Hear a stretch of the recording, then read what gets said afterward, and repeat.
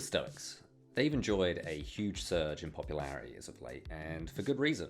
They're based as fuck, bro.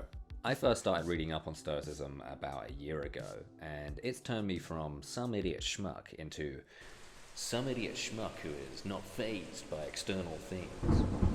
Stoicism can be hard to define in just one sentence, but to oversimplify, it can be seen as a set of tools and ideas that help cultivate virtue, tranquility, and resilience. The Stoics rejected the idea that pleasure was an intrinsic good and aimed to liberate themselves from suffering whilst living in accordance with nature. Quick side note, in this context, nature doesn't mean walking around in the woods naked and getting your head caved in by a bear. To Stoics, living in accordance with nature means being ruled by their capacity for reason and not resisting, quote, the way things work, or the way of the universe, the way of things. You get the idea. Here are some ideas that made me go, oh.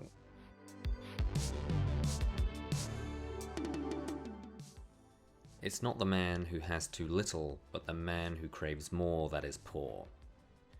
Your bus is late again. You find yourself ruminating about it, and you're getting wrapped up in unpleasant, discursive thoughts. It sucks. I get it.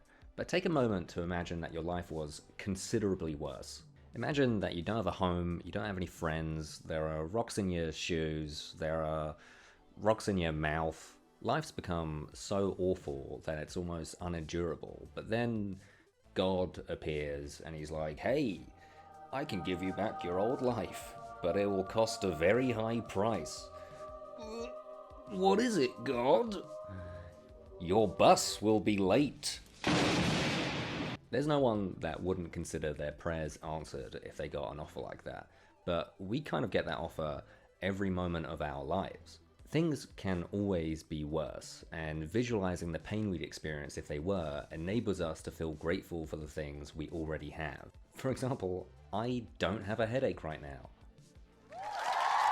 This isn't about ruminating on how everything can go wrong, it's about reflecting on how, to someone out there, you're already living the dream life, especially if you're watching this video on the internet.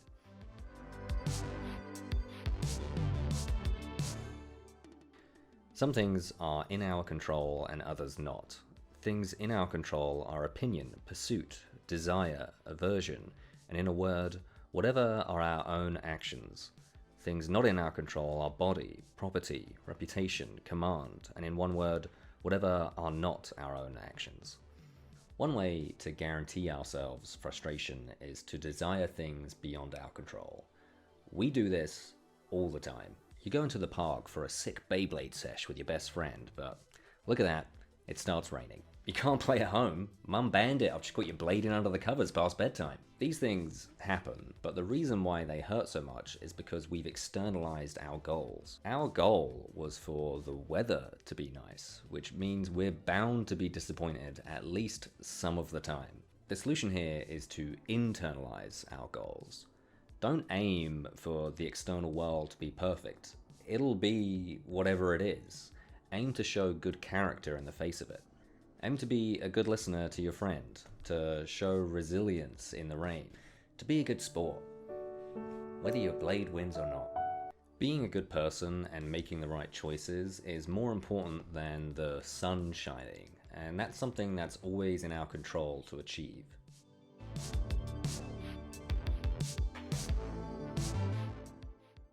This noble vintage is grape juice, and the purple robes are sheep wool dyed with shellfish blood.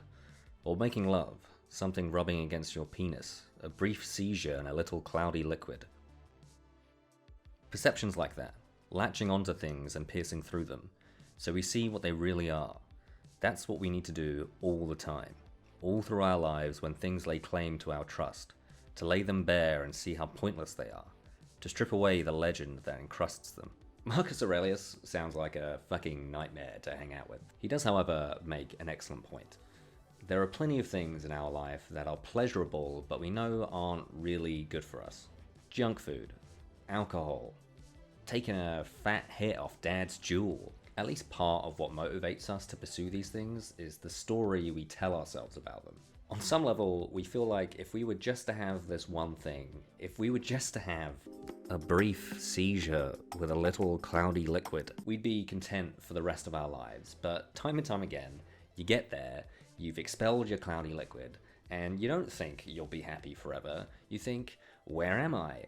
What year is it? Can I still eat this watermelon, or should I throw it away? One way to counteract these motivations is to deconstruct the objects of our desire. See them for the trivial pleasures they really are. It's not the answer to all your problems, it's a funky plant drink that'll make you call your ex-girlfriend up at 4 a.m. Pleasure is fine, it's okay to enjoy your life, but it's a useful skill to master your pleasures and not be mastered by them. It's useful to not see seeking pleasure as an imperative. That's really just scratching the surface on Stoicism. I'll probably do another one at some point if I feel like it. So, bye-bye.